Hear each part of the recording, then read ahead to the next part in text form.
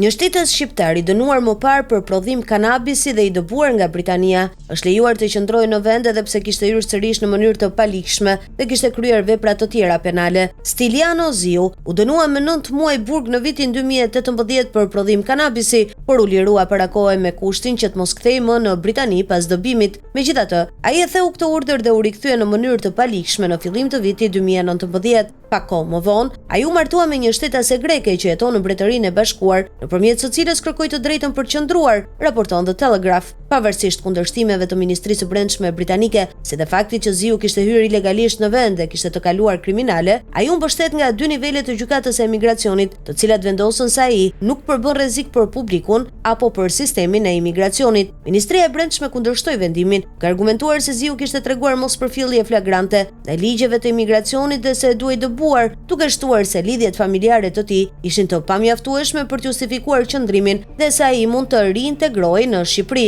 Ndërkohë, në kohën e apelimit Ziu ishte në pritje të një gjykimi për trafik droge. Gjykata vlerësoi se një ndjekje penale në proces nuk ishte mjaftueshme për ndaluar qëndrimin e tij, pasi ai mund të shpallej i pafajshëm. Megjithatë, në nëntor të vitit të kaluar Ziu u shpall fajtor për 2 akuza për konspiracion në furnizimin me drogë të klasit B dhe u dënua me 4 vjet e gjysmë burg. Gjatë vendimit të fundit, gjykata deklaroi se tashmë i takon sekretarit së Brendshme të vendosë për çështjen e dëbimit. Ky rast mund të rezultojë të ketë qenë vetëm një ushtrim akademik, teksoj gjykatësi, duke lënë të kuptohet se dënimi i fundit mundi të çojë në dëbimin përfundimtar të Ziut nga Britania. Ky rast është një tjetër shembull i zbuluar nga The Telegraph. Pushtetas të huaj me precedent penal apo që ndodhen në Britani në mënyrë të palikshme kanë arritur të shmangin dëbimin duke u mbështetur në të drejtat e njerëzit. Në këtë kuadër, Ministria e Brendshme Yvette Cooper ka paralajmëruar masa të reja për të kufizuar fuqinë e gjyqtarëve në ndalimin e dëbimeve përmes rregullave të reja ligjore që synojnë qartësimin e interpretimit të ligjeve të drejtave të njerëzit dhe forcimin e testit të interesit publik.